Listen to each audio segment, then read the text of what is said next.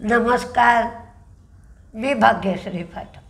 Market आणि मी हा सोप्या मराठीतून शेअर मार्केट समजावून सांगण्याचा माझा एक उपक्रम. पेपराचा अभ्यास केला, काय काय येईल, काय काय नाही येईल, कशावर भर असेल, सगळ्या गोष्टीचा विचार केला.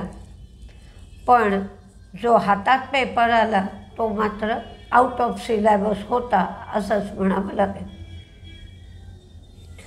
म्हणजे फेडचे रेट काय होतील, रिझल्ट काय लागलेले आहेत, त्या दृष्टीने डोक्यात विचार चालू होता. आणि अचानक काल संध्याकाळी ट्रम्प यांनी भारतावर 25% टॅरिफ आणि शिवाय पेनल्टी लावणार असं सांगितलं. त्यामुळे सगळाच व्ह्यू बदलला आणि जे तेजीत शेअर असणार ते मंदीत जातील, मंदीत असणार ते शेअर तेजीत जातील, सगळं वातावरण बदललं. त्याचबरोबर हे मात्र माहीत होतं की फेड रेटमध्ये कुठलाही बदल करणार नाही आणि ते मात्र तसंच झालं. रेट 4.25 ते 4.50 असे राहिले, दरामध्ये बदल केला नाही. पण 9-2 असं यावेळेला व्होटिंग झालं. म्हणजे सगळेच्या सगळेजण रेट तसेच ठेवायला फॉर नव्हते. 2 जण त्याच्या विरोधात होते. भारत रशियाकडून एनर्जी आणि मिलिटरीची इक्विपमेंट्स खरेदी करतो याचा ट्रम्पना राग आहे. त्यामुळे ती जी सगळी खरेदी होईल त्या खरेदीच्या किमतीवर तेवढ्या प्रमाणात पेनल्टी लावली जाईल असं ट्रम्पनी सांगितलं. एकंदरीत गिफ्ट निफ्टीचा व्ह्यू पाहता 800 ते 1000 पॉईंटच्या आसपास मार्केट आज मंदीत जाईल असं दिसत आहे. पण आज सगळाच गोंधळ आहे. एक्सपायरी पण आहे, फेडचे रेट पण आहेत आणि टॅरिफचा परिणाम पण आहे. त्याचबरोबर क्रूड पण वाढलं आहे. 73.25 होतं. डॉलर इंडेक्स पण वाढला आहे. त्यामुळे रुपयाची व्हॅल्यू कमी होते आहे आणि बॉन्ड यील्ड 4.37 झाला आहे. म्हणजे सगळ्याच बाजूनी अडचणी अडचणी अडचणी आणि त्याच्यामधून जी वळणावळणाची वाट आहे त्या वाटेने आपल्याला जावं लागणार आहे.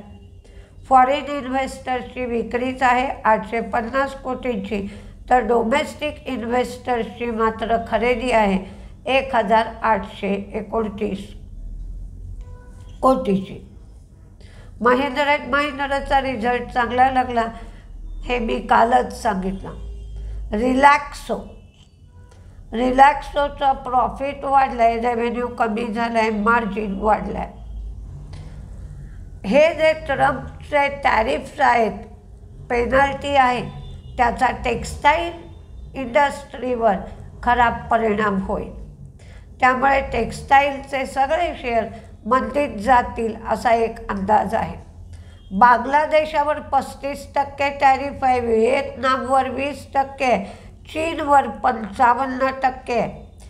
पण रेडीमेड गारमेंट भारतातून 6% अमेरिकेला एक्सपोर्ट होतं, व्हिएतनाममधून 19% एक्सपोर्ट होतं आणि बांगलादेशातून 9% एक्सपोर्ट होता.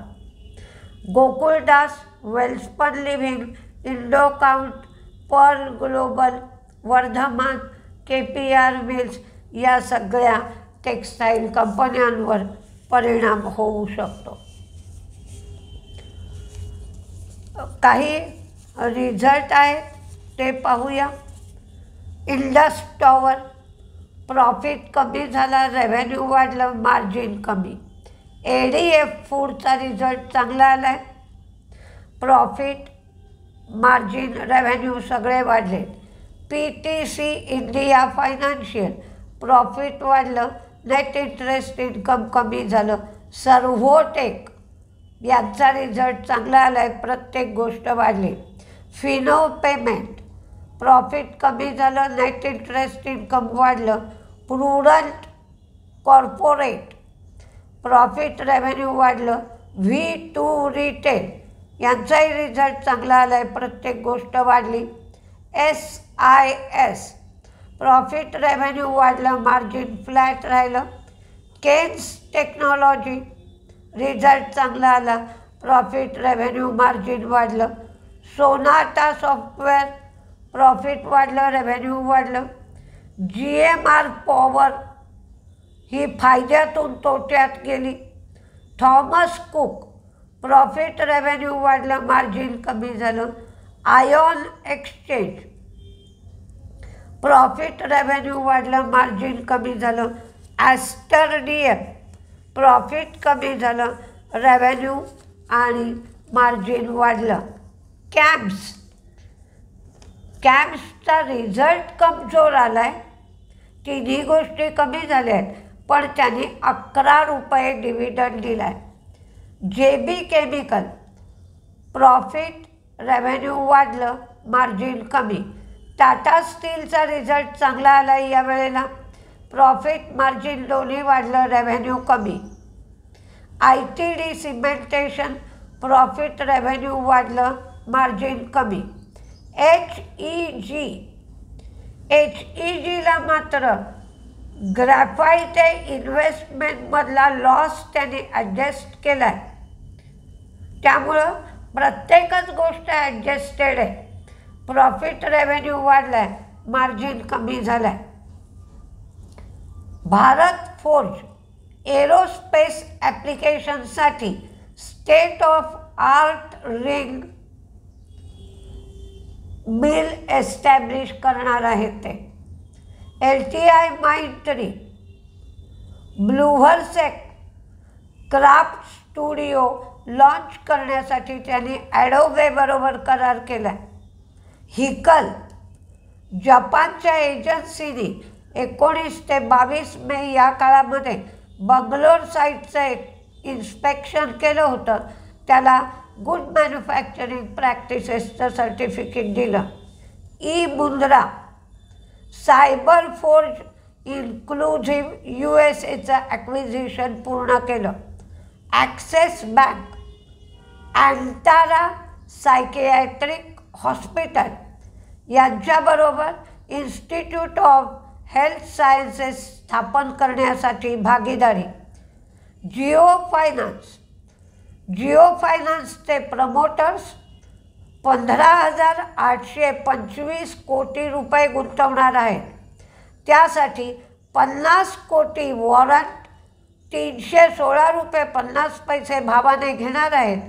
त्यामुळं त्यांचा स्टेक जो 47.12% होता तो 54.19% होईल.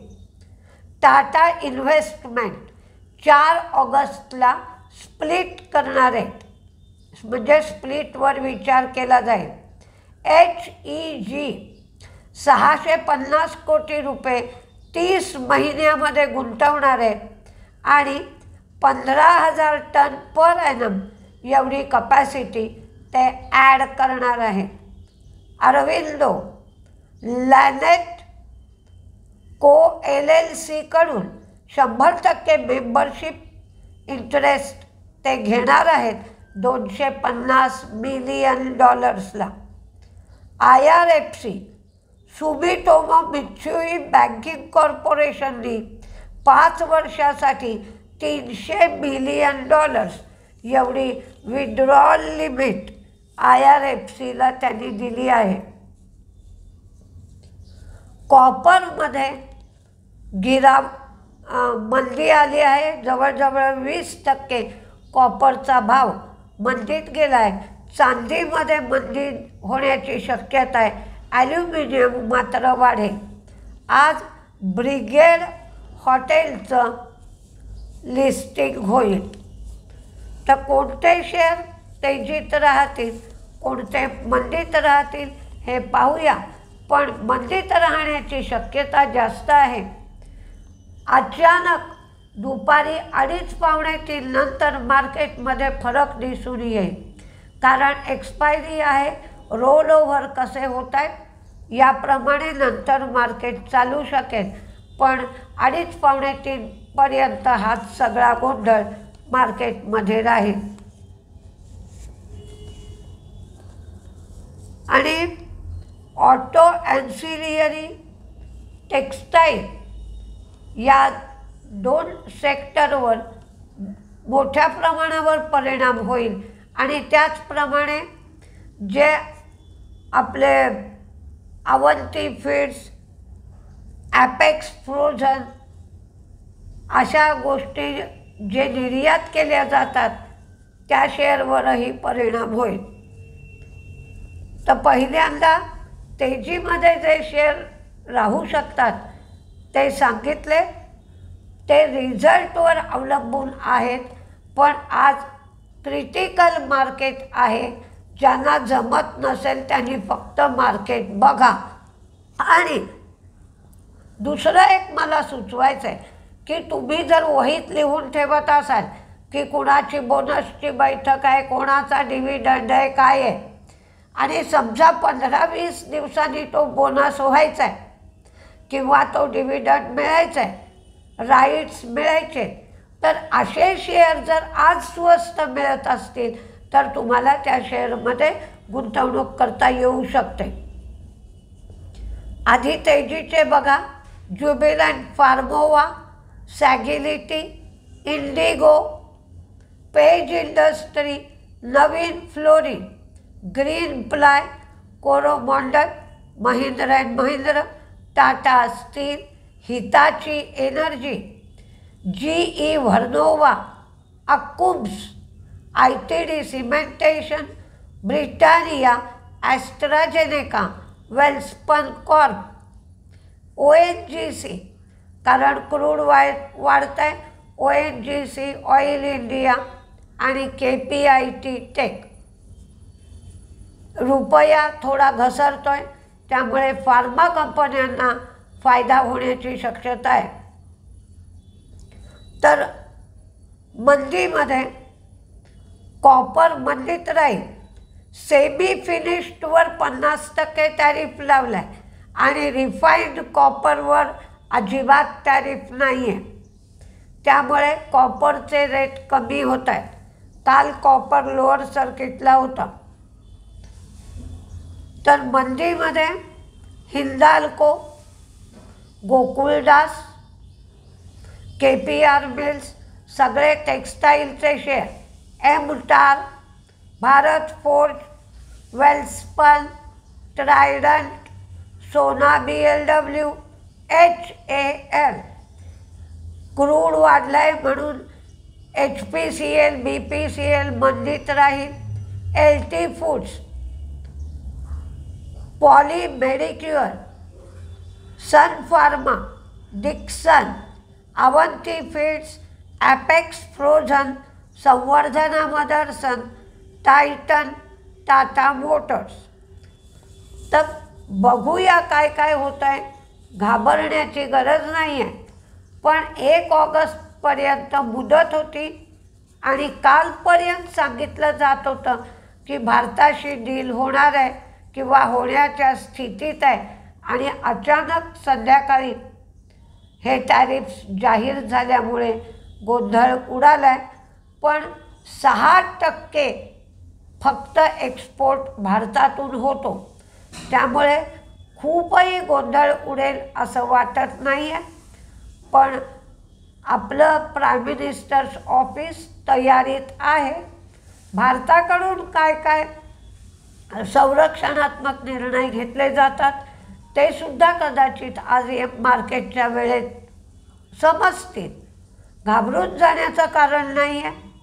ज्यांना स्वस्तात 4 महिन्यासाठी चांगले शेअर घ्यायचे आहेत त्यांच्यासाठी ही चांगली संधी आहे. मार्केट पडलं, त्यांना जे शेअर घ्यायचे आहेत त्याचा भाव 70-80 रुपये कमी पडला तर स्वस्तात चांगले शेअर घेण्याची संधीसुद्धा आहे. त्यामुळे तुम्ही कसं मार्केटकडे बघता, कारण मार्केटमध्ये मंदी ही आलीच पाहिजे, त्याशिवाय काही स्वस्तात मिळणार नाही काहीसुद्धा. आणि तेजीसुद्धा आली पाहिजे म्हणजे चढ्या भावात विकता येईल. म्हणूनच भरती आणि ओहोटी दोन्हीही गोष्टी आवश्यक आहे. तर तुम्ही कसे मार्केटकडे बघता? घाबरून न जाता मला कोणकोणत्या ठिकाणी संधी उपलब्ध आहे असा विचार करून मार्केटचं निरीक्षण करा, म्हणजे तुम्ही कायम फायद्यात राहाल. बघूया काय काय होतं ते. नमस्ते.